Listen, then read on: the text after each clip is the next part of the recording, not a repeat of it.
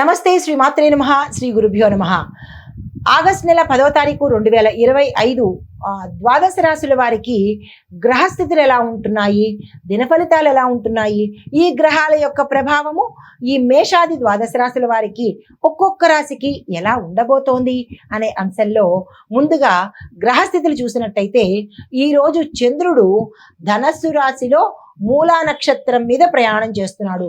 గురుగ్రహ దృష్టి వలన మంచి ఫలితాలు ఈరోజు మీకు అందించబోతున్నాడు. కానీ మీరు చేయవలసింది ఏంటంటే అన్ని రాశుల వాళ్ళు కూడా గురు పూజ చేసుకోండి. ధర్మ మార్గంలో ప్రయాణం చేస్తేనే మీకు మంచి ఫలితాలు కనబడతాయి.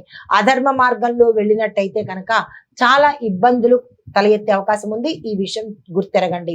అయితే సూర్యుడు కర్కాటక రాశిలోను, చంద్రుడు ధనస్సు రాశిలోను, శని భగవానుడు వక్రస్థితిలో కుంభరాశిలోను, గురుడు మేషంలోను, కుజుడు కర్కాటకంలోను, బుధుడు సింహంలోను, శుక్రుడు కర్కాటకంలోను, అంటే కుజుడు శుక్రుడు కూడా కర్కాటకంలోనే సంచారం చేస్తున్నారు. రాహువు మీనంలోను, కేతు కన్యాలోను. అయితే ఈ ఫలితాలు ముందుగా మేషరాశి వారికి ఎలా ఉన్నాయంటే కనుక ధర్మ సంబంధిత కార్యక్రమాల్లో పాలు పంచుకుంటారు. గురువుల పెద్దల ఆశీర్వాదము మీకు అన్ని విధాలా ఈ రోజు కనబడుతుంది. ప్రయాణాలు కలిసి వస్తాయి.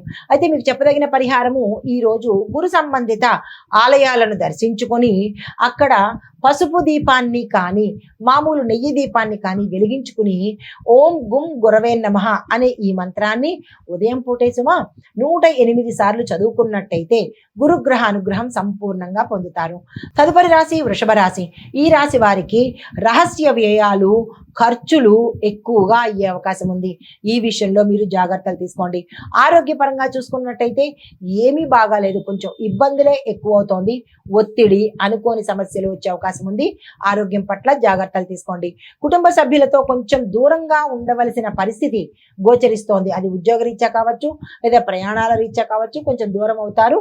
ఆ విషయంలో జాగ్రత్తలు తీసుకోండి. అయితే మీకు చెప్పదగిన స్తోత్రము దత్తాత్రేయ స్వామి వారి స్తోత్ర పారాయణ చేస్తూ ఒక చిన్ని మంత్రము ఓం ద్రాం దత్తాత్రేయాయ నమః అనే ఈ మంత్రాన్ని సాధ్యమైనన్ని సార్లు చదువుకున్నట్టయితే విశేషమైన ఫలితాలు పొందుతారు. నమస్తే. తదుపరి రాశి మిథున రాశి. ఈ రాశి వారికి భాగస్వామ్య వ్యవహారాల్లో ఒక స్పష్టత వచ్చే అవకాశం కనబడుతోంది. వైవాహిక జీవితంలో చిన్న చిన్న వివాదాలు ఉన్నప్పటికీ అవి సమసిపోతాయి, పెద్దగా ఏమీ సమస్యగా కాదు. అయితే చిత్తశుద్ధితో కనుక మీరు ఉన్నట్టయితే, అంటే ధర్మబద్ధంగా ఉన్నట్టయితే ఇందాక చెప్పినట్టు మంచి ఫలితాలు ఆశించే అవకాశం కనబడుతోంది. అయితే మీకు చెప్పదగిన పరిహారము లక్ష్మీనారాయణ స్వామి వారి పూజ చేసుకుంటూ ఓం శ్రీ మహావిష్ణవే నమః అనే మంత్రాన్ని యథాశక్తి జపించుకున్నట్టయితే కనుక సానుకూలమైన ఫలితాలు పొందుతారు.